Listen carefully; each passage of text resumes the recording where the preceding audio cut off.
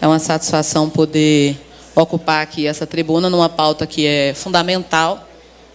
Eu ia iniciar fazendo uma saudação a Rafael, até pelo depoimento que você fez, mas aí depois já fala de Augusto, não tem como a gente não saudar o empoderamento de um jovem negro da Zona Leste de Campina Grande, que obviamente tem uma história também muito próxima à minha, né? Então, quero aqui fazer essa ressalva. E dizer da importância que é a gente fazer esse debate, até porque é o seguinte, de forma muito rápida, o número de pessoas que estão em situação de rua na cidade de Campina Grande está para além desse que foi apresentado aqui como dado. Eu digo isso, inclusive, porque nós fizemos uma audiência pública aqui ano passado para discutir essa questão e as entidades que fazem esse acompanhamento nos colocaram que está acima dos 350. Isso do que eles conseguem tabular, do que tem um acompanhamento permanente, então é importante que a gente saiba que a maioria dos números que nós temos como oficiais, eles são subnotificações. E isso vale, inclusive, para todos os problemas sociais que nós enfrentamos. Então, por isso que é importante que a gente também tenha a possibilidade de ouvir quem está lá na ponta, que faz o serviço e muitas vezes faz de forma voluntária, inclusive não recebendo qualquer recurso, né, para que tenha as ações nesse sentido. Dialogando com essa pauta que nós temos aqui hoje, eu queria dizer que eu concordo com o padre Sérgio, né, quando ele diz que nós precisamos olhar a integridade, né, do ser humano. Mas, onde é que eu vou discordar? A gente precisa saber quem são esses corpos, que acabam muitas vezes sendo os principais a serem violados quando a gente não tem políticas públicas que funcionem. E, principalmente, esses que são acometidos por problemas sociais tão sérios.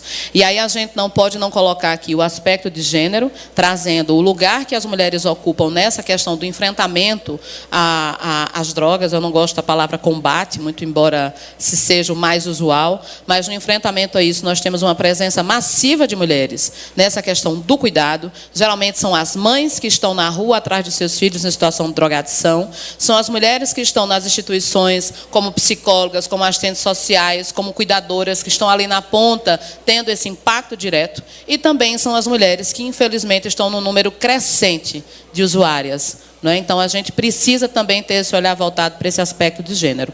E a outra coisa é que envolve também a questão racial. Meu colega Moisés, inclusive a quem eu saldo, trouxe uma fala aqui que é fundamental. Inclusive, eu tinha até listado aqui essa fala, né? Todo camburão tem um pouco de navio negreiro, porque é esse corpo preto e jovem que está encarcerado e está sendo assassinado sob a alegação ou a falsa alegação do combate às drogas. Quem lucra e quem realmente enrica com as drogas não tem sequer seus bolsos revistados. E a gente sabe onde essas pessoas moram. A gente sabe a cor da pele que essas pessoas têm. Então, a gente também precisa trazer o aspecto étnico-racial quando vai se discutir o enfrentamento às drogas. A gente precisa falar de classe, porque são os pobres que não têm acesso à justiça, que não têm acesso à educação de qualidade, que não têm acesso à assistência social e que são, inclusive, os últimos a serem, infelizmente, alcançados até pelos trabalhos voluntários. E aí, é importante que a gente fale que, para tratar sobre essa questão, e não estou falando tratar no sentido medicamentoso ou também apenas espiritual, é importante que a gente entenda que não dá para fazer esse debate sem recurso público, sem orçamento. O vereador Marinaldo fez uma fala muito importante sobre essa questão da gente juntar esforços, dar as mãos, né, para fazer esse pleito, inclusive, junto aos nossos representantes a nível estadual e federal, mas é importante também que a gente puxe a parte que compete ao município. Porque, olha, eu estou aqui com a lei de 11 de junho, inclusive, de 2021, que acabou de fazer 3 anos agora, domingo, que instituiu a relação das entidades que recebem benefícios sociais aqui em Campina Grande, inclusive a partir da Secretaria Municipal de Assistência Social. Pergunto aqui ao colega vereador Olímpio, ao vereador Valdemir Santana, que não sei se encontra mais aqui, das vezes que nós três temos, nesses últimos meses aqui, ocupado essa tribuna para cobrar que o município pague em dia essas subvenções. Porque, inclusive, são instituições que precisam pagar aluguel, que precisam pagar o corpo técnico, e a gente sabe que não dá para fazer tudo, inclusive, porque o recurso ele é ínfimo. E dentro dessas 19 entidades que nós temos aqui aprovadas em lei, apenas 2 que nós identificamos que, de fato, trabalham com essa questão do enfrentamento à drogadição.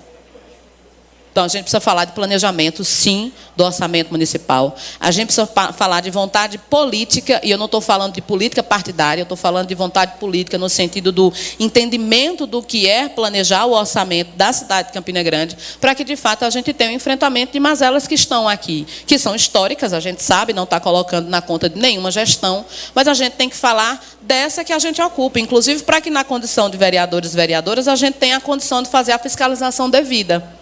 E aí, a gente precisa ter um olhar mais atento. Inclusive, convido a todas as pessoas que estão aqui nessa discussão com relação a essa pauta, que possam acompanhar as sessões. Prometo que eu encerro, senhor presidente. Que possam acompanhar as sessões, os debates, em que a gente está aqui, nessa casa, ou mesmo dentro da estrutura do orçamento participativo, discutindo o orçamento do município. Porque senão a gente vai ficar falando só de quebra-mola. Porque senão a gente vai ficar falando somente de sinalização. Porque senão a gente vai ficar falando somente de que precisa ter uma creche, um espaço. E não é que essas políticas não sejam importantes, elas são. Mas, do ponto de vista de planejamento, a gente precisa ter todos os olhares. Então, já deixo aqui o convite, inclusive porque tive a possibilidade de fazer uma visita, né, à Fazenda do Sol. Sei que, inclusive, do trabalho que fazem, inclusive de forma voluntária, sobrevivendo de doações, e é importante que a gente tenha a possibilidade de alcançar outras instituições. Tem muito mais gente que precisa ser incluída nesse orçamento. Tem muito mais gente que está, inclusive, enfrentando problemas financeiros seríssimos e sobrevivendo de doação que não paga nem o aluguel de onde essas organizações estão. Então, a gente não pode permitir que hoje essas organizações fiquem, basicamente, e me perdoem a palavra, não sei se ela é mais aplicada aqui, essa situação de mendicância.